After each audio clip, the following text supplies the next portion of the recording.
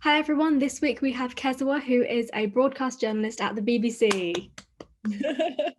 Hi So everyone. what is it that you actually do? Because broadcast journalist can be such a wide term. So what are your day-to-day responsibilities like? Well, my day-to-day responsibilities have completely changed with COVID. So to be honest, I've only just joined a new team this week on Monday. I joined it. So what I'm doing now is I'm sort of producing things for the 6 o'clock and 10 o'clock bulletins. I believe that's where something I'm producing will end up, and also for online and for radio. But it's very much, this is my first week in this new role, in this new team, so I'm very much kind of winging it this week. It sounds like really broad, the stuff that you cover. So do you find that it's different, or like is there a different process for if you were finding a story for online compared to making something for like the 6 o'clock or 10 o'clock bulletin? Yeah, so I think things are different from when you find things online, and then I guess for the 6 and 10 o'clock bulletin, usually online, I'm usually working by myself if I'm writing an article. But when it comes to working towards a bulletin, I'll sometimes be working with someone else, or most of the time I'll be working with like the correspondent or the reporter and their producer, and then I would usually if it was non-COVID times, I'd be producing back in the newsroom. But right now, I'm kind of, producing kind of from the get go and helping to find contributors for this story, when, that contrast to kind of what I did before, because the reporter and the producer would already have the story. What I would do is I'd work with the editor in an edit suite to, what pictures we can put on the package, what bits of the interview we use, with also, guidance from the reporter or the correspondent and their producer as well. So it's completely changed things, COVID, for me. Yeah. And you mentioned a bit about like learning on the job and stuff, which I feel like is so common for a lot of media jobs. But Definitely. are there any sort of skills or anything that you would say to have before starting a job that just like for a good foundation? I think you need to be organized, because there'll be things coming at you so thick and fast, and it's so overwhelming sometimes, but you always get it done, even if it's someone else from your team is helping you, something will always get done. So I think be organized, write things down. I use sticky notes, and I also use online apps that send me emails for to-do lists saying you need to do this, which I find really, really helpful. I think also be able to use your own initiative, because sometimes you won't be able to kind of, reach, if you're in the middle of a story or something, you might not be able to reach the people. They might be, I don't know, there might be no signal, you might not be able to reach the producer or the correspondent. So I would definitely just, use your own initiative. I think that's something definitely you need to do. And also just be nice. Someone gave me really, really great advice that you can, there's people who are nice in the Yeah. newsroom. There's people who, meet deadlines, and there's people who, are able to produce really great quality work. If you can do 2 out of 3 of those things, then you'll be fine. And I've taken that advice so literally, and I think, just it really helps if you can, do those things. Even one, you can, develop to do another thing out of the 2 out of the 3. Or yeah, so I find that advice really useful. You mentioned having to, or like how your job has changed during these COVID times. So how have you Yeah. managed to find contributors and everything, and has it been a bit harder? So to be honest, I'm finding contributors still the same way. We grew up with social media, so I'm very much someone who finds people on social media. So when it comes to finding contributors, that hasn't really changed that much. The only thing I would say is kind of the work-life balance has been really difficult, because sometimes it will be 7 or 8 and I'll still be typing away, and it's like, actually no, I would have finished at 6 dead on.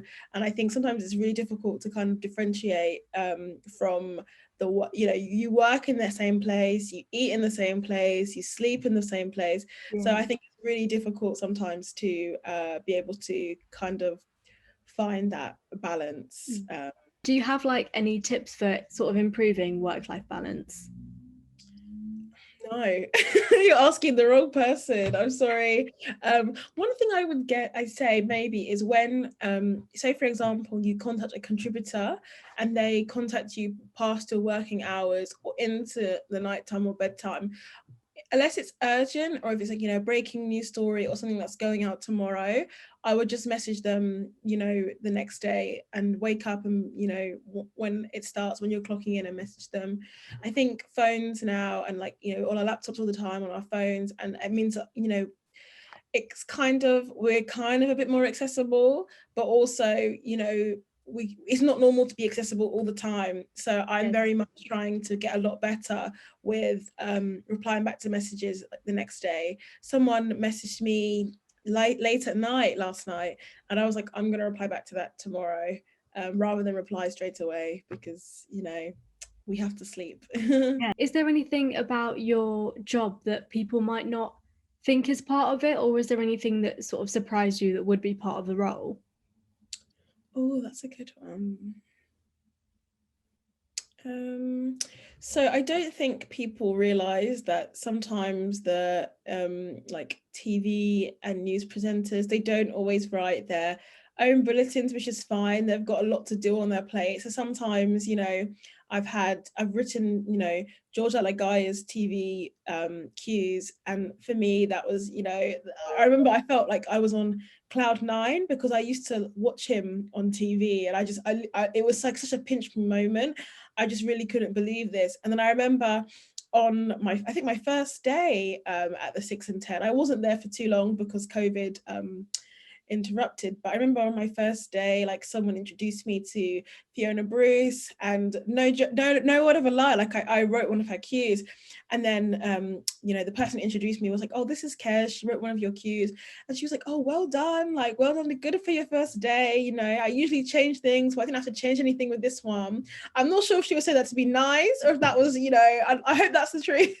But it was just so surreal that this was, you know, happening. And I think, yeah, I'd say that, you know, it's kind of 70-30, you know, 50-50. You're right there queuing, and if they're unhappy, then they'll just change it, which is fine. And they're always they are really hands-on, but sometimes, you know, when there's a developing story or things change really quickly, then you'll like write it for them. And you know, I didn't realize that until I like joined. I was like, oh, this is so exciting. But when I first did it, I was really bad, you know, and I think it's okay. Like a lot of it is, I guess, testing and trialing things and getting better. So yeah. You didn't do a journalism degree, but then you managed, like, BBC is one of the most sought after like places to work in journalism.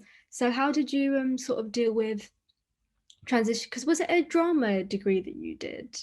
Yeah, so I did a drama and English degree at university. Yeah. And you know, it was strange transitioning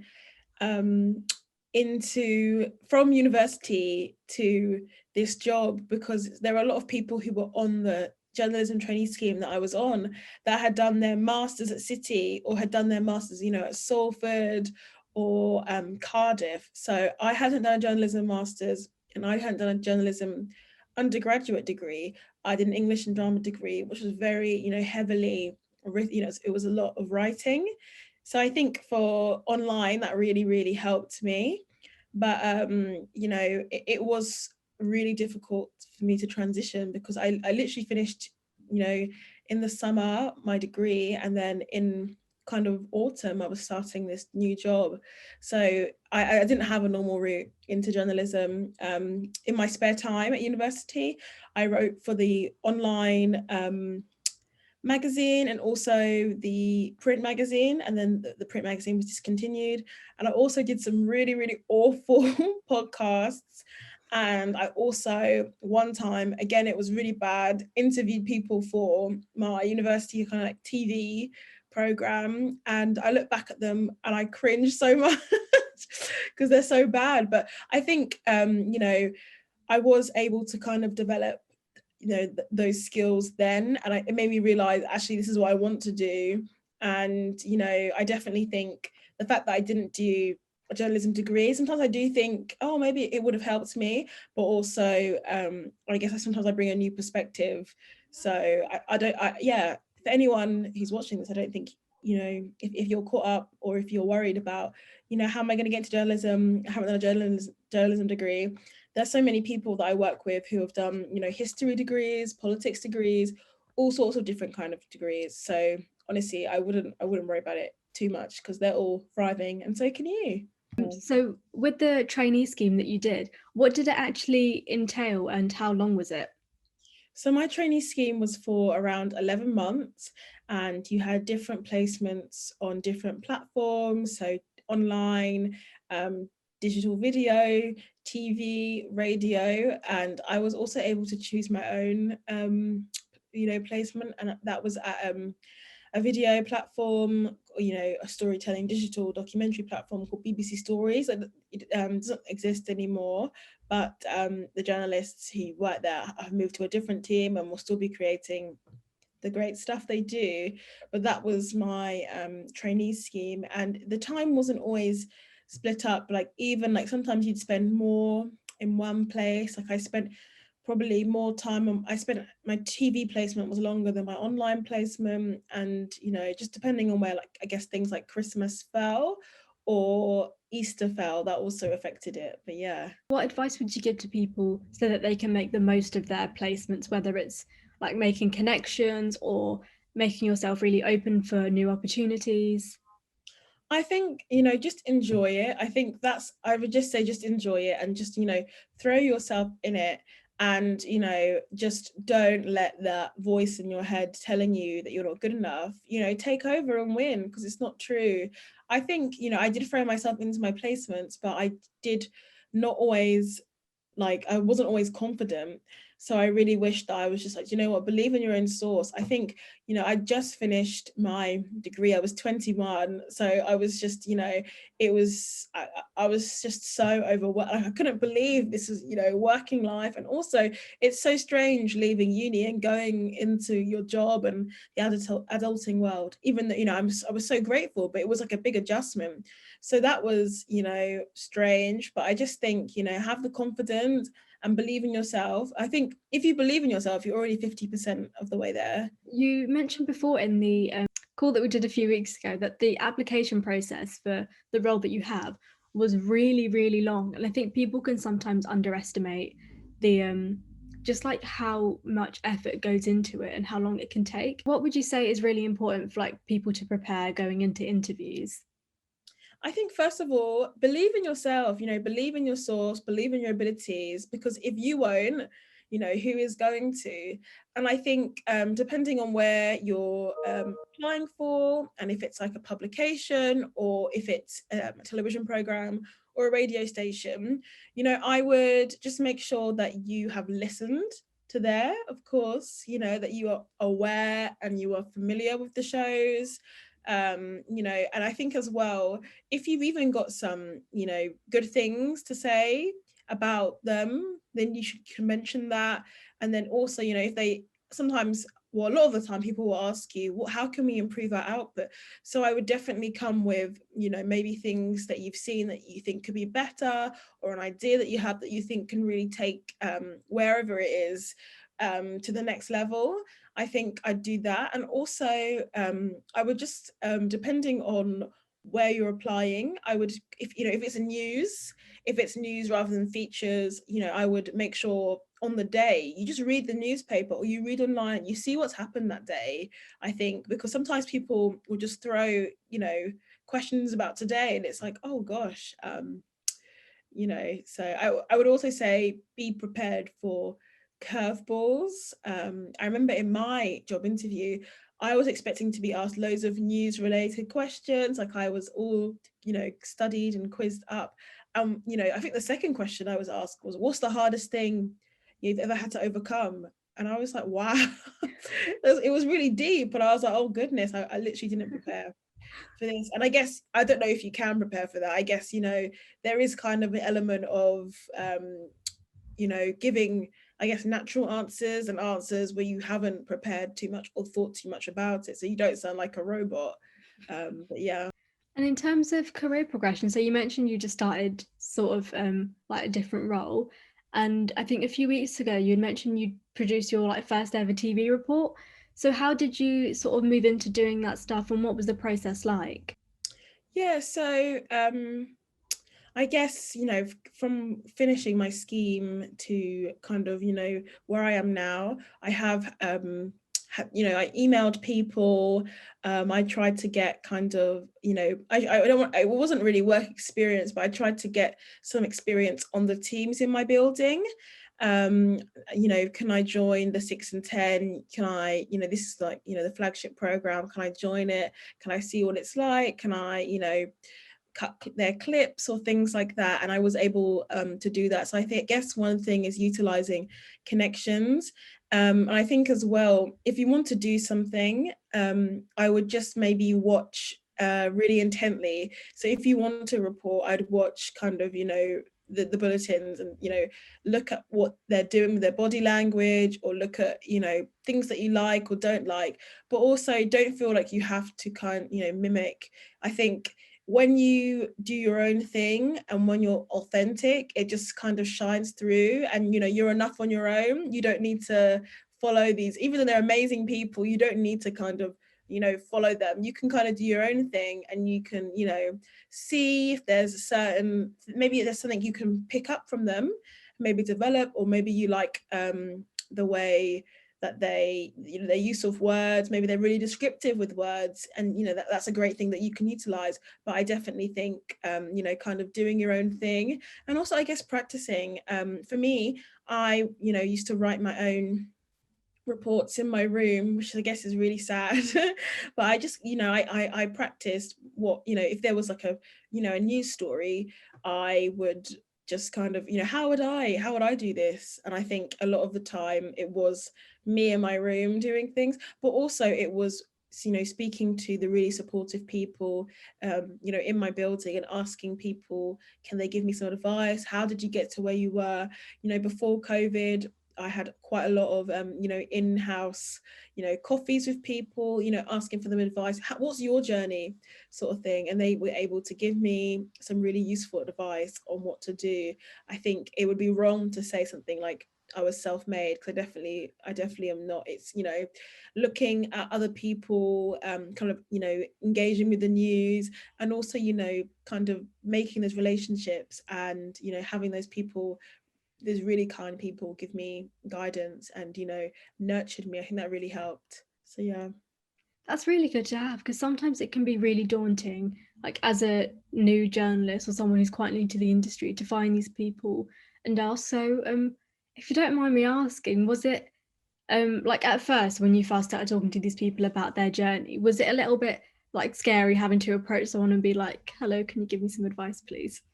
It's so scary. It's scary even now, emailing, even though if my editor emails me, I'm scared to reply because it's just kind of like, I think as young people, or especially for me as a young person, I think, oh, these people are watching my every move. I really want to, I don't want to be, I have this fear of always looking stupid, and it's a fear that I've made up completely in my head, because I'm not stupid. So, and even if I was, who cares? But I think it's really scary, to be honest. But I remember one time I saw this documentary maker in the canteen, and she was in the queue ahead of me, and we caught eye contact, and I was like, oh, I loved your documentary, by the way. And she was like, we should have lunch one time. And I was like, wow, she's asking me to have lunch. So I think it's sometimes, people coming up to you in the newsroom. I've had, like Black journalists come up to me in the newsroom and say hi. They're like so excited to see me there. They're like, oh, there's not many of us here. So, I feel like they were just so friendly and really welcoming. But I do think it is really, I think it is really frightening to reach out to people, but also what's there to lose? Do you know what I mean? Like, there's nothing to lose. And I feel, for example, I still reach out to people now, and I think I'll always carry on doing that regardless of what happens. I think I'm always going to ask people. And like you just mentioned seeing other Black journalists in the workplace, and for me it's the same with like there aren't a lot of Asian journalists in the workplace either. So there's like, I feel like race can be one factor, but also like being a young person as well, that tends to come with for me anyway, I don't know if it's the same for you, but with a bit of imposter syndrome, or Yeah. like It's really easy. I've had a few people mention that just feeling like they're there to fill a diversity quota and stuff. So have Yeah. you ever sort of felt, yeah, just got any imposter syndrome, and how you've, or if you have managed to overcome that in a way? Oh, I feel imposter syndrome all the time. But then there are moments where I'm like, do you know what? I'm so capable. And I think it's just kind of like, scales, there's no tipping one way or the other. And I think, when it comes to imposter syndrome, usually for me, I usually speak to one of like I have a work wife. And I think it's so important that you have a work wife. The BBC's I think it's, yeah, gender and identity correspondent, Mega Mohan, remember one time she gave a talk and she said you need to find a work wife, and I have a work wife and like a work tribe who like lift me up and amplify me. So whenever I'm feeling down at anything, I will speak to them. Or also I've been given advice as well. Like I have a friend tour, so which I think is great. She's my friend, but she's also kind of like my mentor, and she's kind of aspects of her career like I'd like, and that's kind of our relationship. She's given me the advice for when you have something go out, screenshot the reactions and keep it in your camera reel, and when you're feeling really down, looking at it and looking at the responses score, I think that really helps. But I think imposter syndrome is not something I'm gonna lose overnight all of a sudden. I'm a very confident and unconfident person at the same time. I'm a confident reader, and then it kind of stops there. Like after that, I just kind of feel like everything's going downhill. So yeah. It is really easy to do though, like especially if you're in a workplace that where you don't necessarily see yourself or your culture or your experiences reflected in that kind of environment, which I mean it sucks, but journalism looks like it's getting better, which is nice. And going on to like finding a mentor and stuff, was that the same process as you just like you mentioned going out and asking for help? Is that the same way you found a mentor, just by sort of emailing and stuff? Well, sometimes these are people that I've worked with closely who have said, do you need any help or guidance? Maybe I can informally mentor you, maybe we can talk every 6 weeks. I'm actually really lucky that during COVID, two people have kind of reached out to me and asked if I wanted a mentor, and have asked, if not, is there any help they can offer me? And I'm really, really grateful. I'm really, really grateful for that. One of them, I think, was during the resurgence of Black Lives Matter. And obviously there was, that was the first story really that broke through coronavirus. And I think, there was such a push at that time from people saying, let's support, like Black creatives. And, there are some people who are still giving that support. But yeah, I think, this year we've just, with coronavirus, with, the resurgence of Black Lives Matter, with, so many different things, it has been really stressful. So it's been great to, have, at least be able to speak to my mentors about things, or my, and my friend tour. Like, yeah.